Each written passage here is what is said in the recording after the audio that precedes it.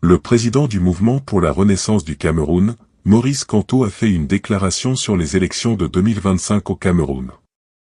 Dans cette déclaration, l'opposant a accusé le régime de Yaoundé de vouloir inverser le calendrier électoral avec à la clé l'organisation des élections législatives et municipales avant la tenue de la présidentielle.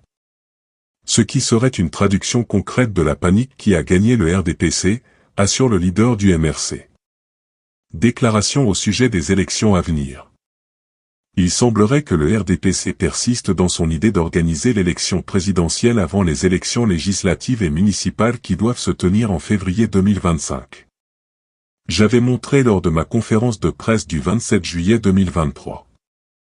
Pourquoi une telle décision serait contraire à la constitution de notre pays et pourquoi elle serait injustifiée sur le plan financier, toutes choses égales par ailleurs, sur le plan des circonstances requises par la Constitution. La persistance de cette idée m'amène à ajouter ceci. 1. Sur le plan institutionnel, bafouer le calendrier électoral pour renvoyer à 18 mois ou au calendre grec les élections législatives et municipales aurait pour conséquence, soit la prorogation du mandat des conseillers régionaux, soit l'élection des nouveaux conseillers régionaux par des conseillers municipaux sans mandat électif, survivant uniquement grâce au décret de prorogation de la durée de leur mandat, et dépourvus par conséquent de toute légitimité démocratique. Cela entacherait la légitimité de ces institutions, conseils régionaux, et serait profondément antidémocratique, parce que contraire au principe républicain de l'élection comme mode de désignation des représentants du peuple camerounais au sein de ces institutions. On transformerait ainsi le Cameroun en une authentique république monarchique. 2. Sur le plan politique, inverser le calendrier électoral pour organiser le scrutin présidentiel avant les législatives et les municipales serait une traduction concrète de la panique qui a gagné le RDPC.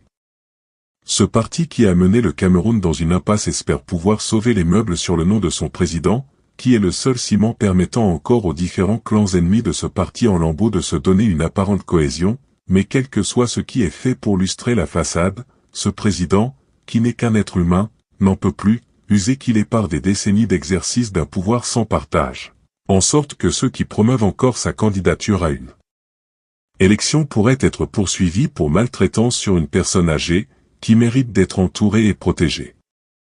Les responsables du RDPC espèrent naïvement qu'avec le système de fraude et d'emprise sur les responsables des organes de l'État, mis en place par le président de leur parti, personne n'oserait déclarer la défaite électorale de ce dernier, même si, comme en 2018, il perdrait dans les urnes.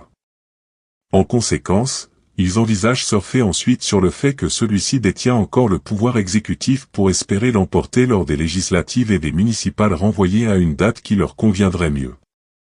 Tout cela est peine perdue. Les Camerounais sont attachés au respect du calendrier électoral. Mais plus que tout, ils sont déterminés à apporter le changement par l'alternance et l'alternative dans leur pays et dans leur vie en 2025. Alors je les exhorte à poursuivre leurs inscriptions massives sur les listes électorales, à aller voter le moment venu, à surveiller scrupuleusement le déroulement du vote et à défendre en cas de besoin leur vote. Yaoundé, le 15 mars 2024.